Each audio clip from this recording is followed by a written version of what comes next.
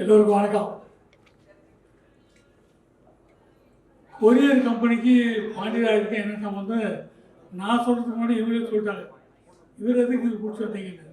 எனக்கு இதே கேள்வி தான். சமீபத்தில் கொஞ்ச நாள் முன்னாடி டிவி பார்த்து இருந்தேன்.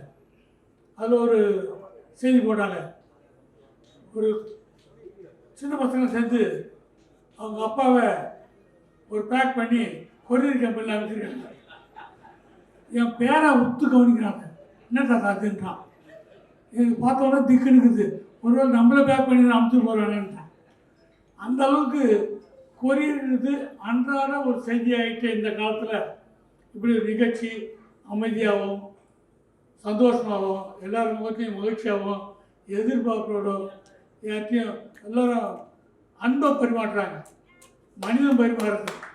யார்ட்டையும் ஒரு போகாம போய்ட்டு காணும். இது நல்லா வந்துட்டார இப்படி ஆகிட்டார அப்படிலாம் கிடையாது. இவன் வரணும் நம்மாலையா அப்படின்ற ஒரு எண்ணம் பரிமாற ஒரு நல்ல மீட்டிங் இது மாலை வேலையில். ஏன்னா இப்போல்லாம் மற்றவங்களாம் நல்லா வந்தால் அவன் எப்படியும் வந்துட்டாயா நல்லா தான் இருந்தான் திடீர்னு வந்துட்டான் அந்த மாதிரியே புறம் பேசுகிற காலம் இது. அந்த நேரத்தில் நம்ம கூட இருக்கிற ஒரு ஆள் புதுசாக ஒன்று பண்ணியிருக்காரு, நானும் தரணும், நம்மளையும் கூப்பிட்றாரு, நீங்களும் வாங்க ஒன்றா சேர்ந்து ஒன்றா முன்னேறு. வாடி சார் ஒரு வார்த்தை சொல்கிறார் அடிக்கடி. அவர் பார்க்கும்போதுதான் அந்த வார்த்தை சொல்கிறார், ஊக்குவிக்கிறவனை ஊக்குவித்தால் அவன் தேக்கு வைக்க போயிடுவான்.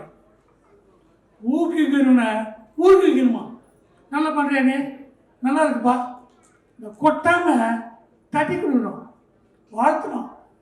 அந்த எண்ணம் வர வர நாட்டில் குறையணும். இங்கே உட்காந்துருக்கவங்களும் சரி, மேடையில் இருக்கவங்களும் சரி, ஒரு ரெண்டு வார்த்தை நல்லா பேசி இவங்களுக்கு என்கரேஜ் பண்ண மாட்டோமா என்ற எண்ணம் தான் ஒவ்வொருத்தருலையும். இது ஏன் இருக்கிறது போதாதா தேவையா உனக்கு? இதை பற்றி கேள்விப்பட்டிருக்க நீ பிள்ளைங்க வச்சேன் அப்படிலாம் ஒரு டிஸ்கரேஜ்லாம் பண்ணாமல் இது என்னது கவனி ஒருத்தர் ஒரு ஒரு வீடியோவில் போட்டு காட்டுறாரு. இது விஷயத்த நீங்கள் பண்ணிங்கன்னா இப்படிலாம் தமிழ்நாட்டில் முன்னேறத்துக்கு வாய்ப்பு இருக்குது. சொல்கிறவங்க யார்? இது அனுபவப்பட்டவங்க, கேளுங்க அப்படின்ற விஷயம். நல்ல விஷயம்லாம் நடக்கிற ஒரு விஷயம். எப்பவுமே தட்டி கொடுக்குற எண்ணம் இருக்கக்கூடலாம் பழகணும்னா நம்மளாம் சினிமாவில் அதுவும் இந்த சாதிக்கூடிய இந்த ஆரம்பத்துக்கு அவர் வந்து பார்த்தாரு 2-3 நாள் முன்னாடி. பார்க்கும்போதெல்லாம் பார்த்தா அவர் எண்ணம் பூரா நீங்கள் வாங்க, இப்போ நீங்கள் பேசுறீங்கல்ல இதையே வந்து வாழ்த்துங்க நல்லா இருக்கண்ட. எனக்கு சிரிச்சு ஓ நம்ம பேசுறது அவருக்கு வார்த்தா தெரியுதா தேடுறாரு. நம்மக்கிட்ட நல்ல வார்த்தை யாரெல்லாம் பேசுகிறாங்க, நல்லவங்களாம் யார் இருக்காங்க, நல்ல அந்த எண்ணம் வேணும். என்றைக்கோ ஒரு நாள் என்கிட்ட வந்து நான் ஒரு ஃபிலிம் சம்பந்தமான விஷயம் கற்றுக்க போகிறேன், செய்ய போகிறேன், அதுக்கு யோசனை சொல்லுங்கன்னு கேட்டப்போ நான் சொன்னதை ஞாபகம் வச்சு செஞ்சதுக்கு நன்றி சொல்கிறாரு. இந்த குணம்தான் அவர் வாழை. நன்றி சொல்கிற எண்ணம் நமக்குள்ள இருக்கணும். அது மாதிரிலாம் இருக்கிறதில்லை. இங்கே வந்ததுன்ற சாஸ்திரம் கோடைங்க சார் வாண்டாஜி முன்னாடி வந்துட்டார். முன்னாடி வந்தது நான் பின்னாடி போகணுன்னு ஆசைப்படுறேன். இந்த நிகழ்ச்சி முடிஞ்ச பிறகும் இவங்ககிட்டலாம் கற்றுக்கணும். ஏன்னா இந்த தலைமுறைக்கு நான் ஒன்றும் வயசான கிடையாது, தலைமுறைக்குன்னு சொல்கிறது காரணம் இவங்ககிட்டலாம் தேடுதல் இருக்குது. யாரையும் காயப்படுத்தாமல் நம்ம வளரணும். நீந்துங்க, சம்பாதிங்க, வளருங்க. ஆனால் நீந்தும் போது யாரையும் கை பிடிச்சி இழுக்காதீங்க. அதான் முக்கியம்.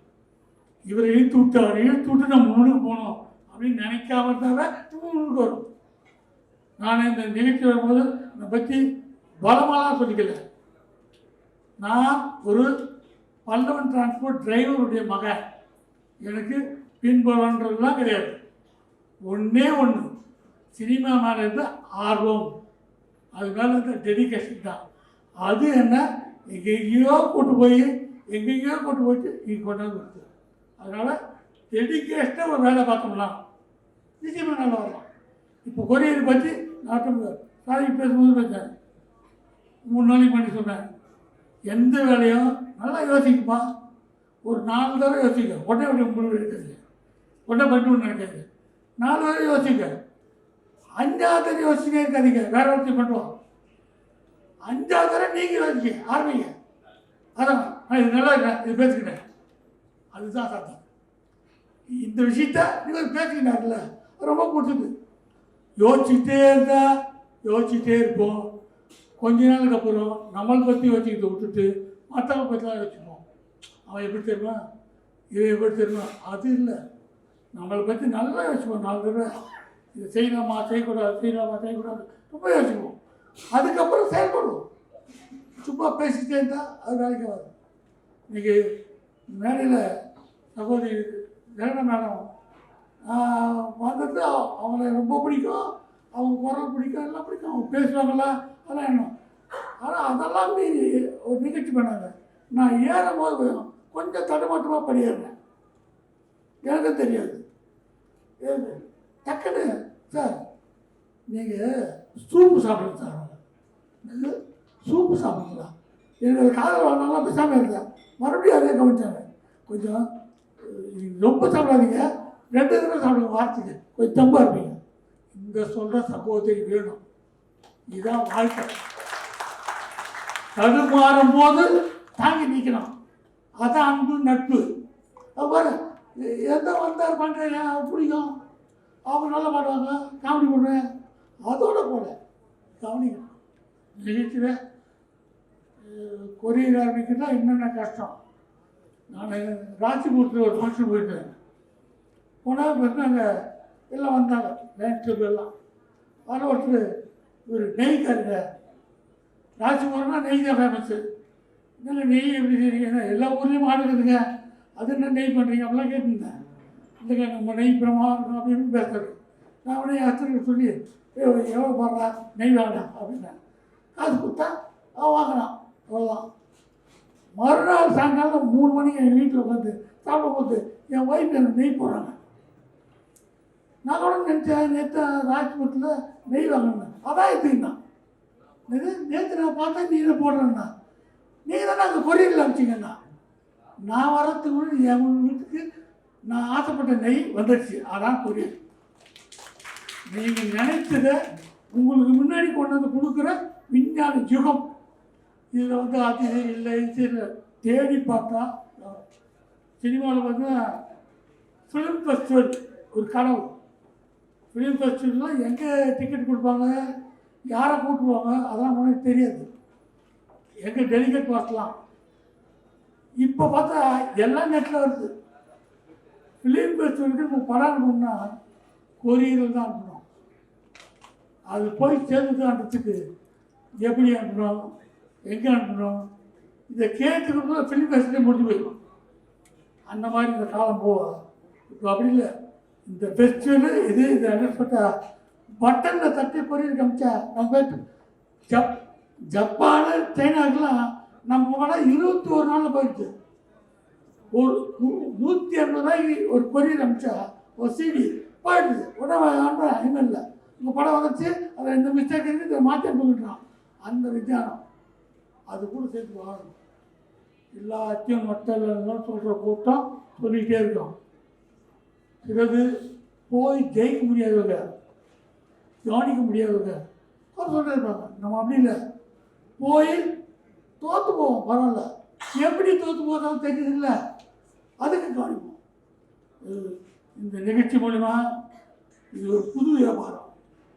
வார்த்தனா சார், நீங்கள் காசே வேணாம் அதுக்கு, சரிண்ணா, அதை அப்படியே யோசிக்க வேணாம், காசே வேணாப்பா, சரி நம்ம மெம்பர் இல்லாமல் ஏன் வேணாம், எதுக்கு வேணாம் யோசிச்சு கேளுங்க. அதுக்கு ஒருத்தர் ஆரம்பிப்போம். வேலை வாய்ப்பு கிடைக்கிறது கஷ்டம், கிடைக்கிறதுக்கான ஒரு வாய்ப்பு. தெரிஞ்ச தொழில் செய்யும்போது டிஸ்கரேஜ் பண்ணுறதுக்கு நிறைய பேர் இருக்காங்க.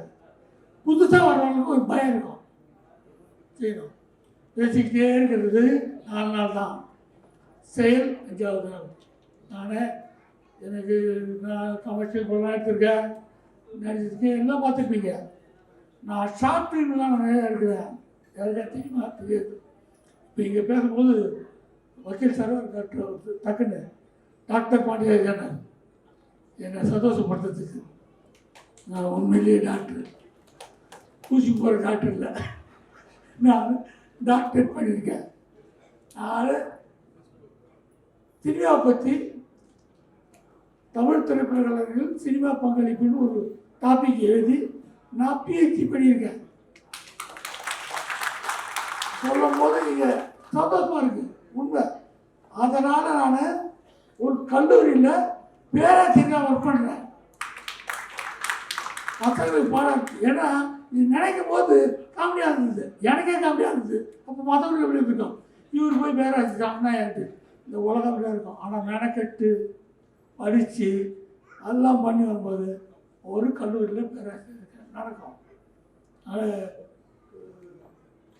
ஒரு ஃபிலிம் மேக்கிங் வேறு, ஷார்ட் ஃபிலிம் மேக்கிங் வேறு, டாக்குமெண்ட்ரி வேறு. அதில் நான் ஒரு டாக்குமெண்ட்ரி பண்ணி வைப்பேன்னு எனக்கு ஒரு ஆசை. தஞ்சாவூரில் ஒரு லைன் கிளப் ஃபங்க்ஷன் போயிருந்தேன். அங்கே ஈவினிங் ஒரு ஃபங்க்ஷன் நடந்தது. அதில் ஒரு பானையில் 20 லிட்டர் தண்ணி ஊற்றி அதில் சிம்மாடு இல்லாமல் பானையை தள்ள வச்சுக்கிட்டு எந்த பிடிமானமும் இல்லாமல் ஒரு 62 வயசு ஆள் டான்ஸ் ஆனார். அது பானையை தள்ளி வச்சு மூத்த போகுதுன்னு அந்த பானையில் தண்ணியை கொஞ்சம் தொட்டு வச்சாரு, டான்ஸ் ஆனார். இது மறந்துட்டேன். நைட்டே போய் அவர் ரூமில் பார்த்தா அவர் ரூமுக்கு வந்தார். சார் எப்படி ஓட்டுறீங்க? எனக்கு தெரியாதுங்க, சின்ன வயசுலேருந்து அப்படியே பண்ணுறேங்க. என்ன படிச்சிருக்கீங்க? நான் 1ஆம் கிளாஸ்லேருந்து 4 ஸ்கூல் படிச்சிருக்கேன், படிக்கல. ஏங்க நான் என்ன சொல்கிறது, பானை கேட்காதுங்க, பானை சொல்கிறது தான் நான் கேட்பேங்க. என்ன இருக்குது இது, ஏதாவது படத்தில் வைப்போம் அப்படின்னு. சரி படத்தில் வச்சா நல்லாயிருக்கும் அப்படின்னு பார்த்து டாக்குமெண்ட்ரி மண்ணும் தண்ணீரும் சேர்ந்தது தான் நம்ம கலாச்சாரம். அதை வச்சு ஆரம்பிச்சு மண் பானை செய்கிறது தமிழ் தான் கில்லாடி. அந்த பானையை சுற்றி வர்றது இப்போ அந்த கல்ச்சரே போயிடுது, பட்டன் போட்டால் சுற்றுது, சுற்ற வச்ச அதுதான் பொங்கல் பானை, அரசாணி பானை, இல்லை பானையெல்லாம் எப்படி செய்கிறாங்க, பானையினுடைய பயன்பாடு எப்படி செய்கிறாங்க பார்த்து. அதுதான் கல் பானை கட்டுறாங்க, கடலாம் கட்டுறாங்க, அரிசி பானை, அடுக்கு பானை, பானையெல்லாம் கட்டி வந்து இந்த பானையில் தான் மனுஷன் கடைசியில் போகும்போது கொல்லி சட்டி எடுத்து போயிட்டு அந்த கொல்லி ஓட்டி தான் மனுஷன் அமைக்கிறான். பனிக்குடம் உழைத்து வரும் மனிதனை மண்குடம் உழைத்து தான் இந்த உலகத்தை விட்டு அனுப்பி வைக்கிறாங்க அப்படின்னு எழுதணும். இதை டாக்குமெண்ட்டாக இருக்கணும். ஒரு விஷயத்தையும் டாக்குமெண்ட்டாக எடுத்தேன். எடுத்து அதை வரும்போது அந்த டாக்குமெண்ட் ஷூட் பண்ணும்போது நாளைக்கு ஷூட் பண்ண போகிறேன். இன்றைக்கி ஒரு மேனேஜர் எனக்கு வந்து, சார் நாளைக்கு உங்கள் ஷூட்டிங் இன்றைக்கி வாங்கினாரு, எனக்கு டாக்குமெண்ட் இருக்குங்க. ஏங்க நான் உங்களுக்கு 5 நாள் ஷூட்டிங்க, 5 நாளைக்கு நான் பணம் கொடுக்குறேன், பணம் கொடுத்தேன் போங்கண்ணா. இல்லை நான் டாக்குமெண்ட் முக்கியமாக இருக்கேன். ஆனால் நீங்கள் இல்லை நான் டாக்குமெண்ட் எடுக்க மாட்டேன். அவர் தராரு. அவர் என் அசிஸ்டன்ட் சொல்கிறாரு, முதல்ல நான் 130 என்னையா இது அவன் தலை போட்டு பணம் எடுக்க போகிறேன் டாக்குமெண்ட்டு. நான் இப்போ பணம் தரேன்றேன், கரெக்டாக கொண்டாந்துருக்கேன், காசு கொடுத்து ஆக மாட்டான். அந்த ஆள் கொண்டு போய் டாக்குமெண்ட் போடுங்க. அவங்க பாரு இதெல்லாம் டைம் வேஸ்ட்டு, மணி வேஸ்ட்டு, எல்லாம் வேஸ்ட்டு. வீட்டுக்கு குடிச்சு போயிட்டான். அந்த படம் மண் பானைன்ற பேரில் நான் எல்லாத்துக்கும் அமைச்ச வச்சிடலாம். இங்கெல்லாம் ஒன்றும் மரியாதை இல்லை. அமெரிக்காவில் ஹைபர்ட் இன்டர்நேஷ்னல் ஃபிலிம் ஃபெஸ்டிவலில் டாக்குமெண்ட்ரி டைரக்டர்ஸ்னு அவார்டு கொடுக்குறோம். 4 டைரக்டர் உலகத்துக்கு. நம்பர் 1 அமெரிக்கன், நம்பர் 2 பாண்டியராஜன், கொடுக்குறோம். அதுக்கு எல்லா டெலிவிஷனும் வராங்க. எங்கள் வீட்டில் எல்லாருக்கும் பேட்டி கொடுக்குறேன். நான் எப்படி எடுத்துட்டேன் அப்படின்னு சொல்கிறேன். அதே ப்ரொடக்ஷன் பண்ணி வந்தப்பில் வந்து அசிஸ்டன்ட் பேட்டி கொடுக்குற என்ன விஷயம், சார் அன்றைக்கி ஒரு மண்பானை எடுத்ததில் டாக்குமெண்ட்ரி அதுக்கு அவார்டு கிடச்சிருக்கேன். சார் விடாமுயற்சியா அதே கிடச்சிதுண்ணா. எந்த வாய் வீண் முயற்சின்னு சொல்லிச்சோ அதே வாய் விடாமுயற்சி சொல்லிச்சு. அதான் வாழ்க்கை. இது நான் திமிர்லையோ எனத்தையும் சொல்ல, ஆர்வம் மிக்க ஆட்கள் துடிக்கிறீங்க ஏதாவது பண்ணணுன்னு, யாரையும் கெடுக்க நினைக்கல, துடிக்கிறீங்க நீங்கள் வளர்கிறதுக்கு. என்ன குத்து என்ன தடங்கள் வந்தாலும் உங்கள் முயற்சி எடுத்து போயிட்டே இருக்க. நல்லது நினச்சா நல்லது நினைக்கும். வெற்றி நிச்சயம். ஹாய் எல்லாருக்குமே வணக்கம். ஸோ இந்த மூமெண்ட் ரொம்ப ஹாப்பியாக இருக்குது. And thank you for invite me Sadiq sir. So very all the best. And we go team எல்லாருக்குமே என்னோட பெஸ்ட் ஆஃப் லக். அண்ட் மேலும் மேலும் வளரணும்னு நான் இறைவனை வாழ்த்துக்கிறேன். Thank you so much. தேங்க்யூ. எல்லாருக்கும் மாலை வணக்கம். அற்புதமான இந்த துவக்க விழா ரொம்ப இனிமையாக நடந்தது. இதே போல் இது எவ்வளோ சக்ஸஸ்ஃபுல்லாக நடந்ததோ அது மாதிரி அவங்களோட பிஸ்னஸும் ரொம்ப ரொம்ப சக்ஸஸ்ஃபுல்லாக நடக்கணும் இன்ஷா அல்லாஹ். ஆமீன். குரியர் அப்படிங்கிறது வந்து எந்த வகையில் நம்மளுக்கு முக்கியம்னா, இங்கே நம்ம ஒரு ப்ராடக்ட் தயார் பண்ணி வச்சிடுறோம். அது கஸ்டமரை ரீச் பண்ணலன்னா மறுபடியும் நம்ம தயார் பண்ணுவோமா? மாட்டோம். ஸோ அது டெவலப்மெண்ட் திருப்பி வர்றதுக்கு இது ரொம்ப இம்பார்ட்டண்ட். எங்கேயும் ஒரு உயிர் காக்கிற ஒரு மருந்து இருக்கு, அது வேற ஒரு இடத்துல போய் கரெக்ட் டைம்ல போய் சேரணும் அப்படின்னா அந்த உயிரை காக்கிறதுக்கு இந்த குரியர் ரொம்ப இம்பார்ட்டன்ட். அப்புறம் வேரியஸ் விதங்கள்ல இந்த குரியர் வந்து அவ்வளோ இம்பார்ட்டண்ட்டா இருக்கு. ஸோ அப்படிப்பட்ட ஒரு சர்வீஸ் எவ்வளோ ப்ரொடக்ஷன் முக்கியமோ அவ்வளோ முக்கியம் இந்த குரியர் அப்படிங்கிற ஒரு விஷயம். ஏன்னா அது வெறும் ப்ரொடக்ஷனுக்கு மட்டும் இல்லை, செய்திக்கு நிறைய விஷயங்களுக்கு ஒரு டைம்ல ரீச் பண்றதுக்குன்னு என்னென்னமோ விஷயங்களுக்கு குரியர் தேவை. இது ஒரு அற்புதமான பிஸ்னஸ். அந்த பிஸ்னஸை இவங்க பண்றாங்கன்னா அது மக்கள் சேவை அப்படிங்கிறது முதல்ல இருக்கு அப்படிங்கிறது எனக்கு ரொம்ப சந்தோஷமான விஷயமா தோணுது. And I wish them all the best. We should rocket number 1 courier பிஸ்னஸா வரணும் இந்தியாவில் அண்ட் இந்த வேர்ல்ட்ல. I am praying for them because Rahman sir அந்த பேருக்காகவே அவர் என்னோட பிரதர்னு நான் ஃபீல் பண்ணுவேன். நான் ரஹ்மான் பேசுவேன்னா உடனே நான் வந்து அந்த ஒரு மரியாதை எனக்கு ஆட்டோமேட்டிக்காக கலந்து வரும். பிகாஸ் நிறைய பேர் ரஹ்மான் பேர் வச்சுக்கல. ஸோ அதனால அவர் எப்பவுமே ஒரு பிரதராக ஃபீல் பண்ணுவேன். கூப்பிட்டப்போ மேடம் உங்களுக்கு ஏதாவது இதில் செய்யணுமா நீங்கள் வரீங்க, என்ன சார் இப்படிலாம் கேட்டுட்டீங்க அப்படிங்கிறாங்க.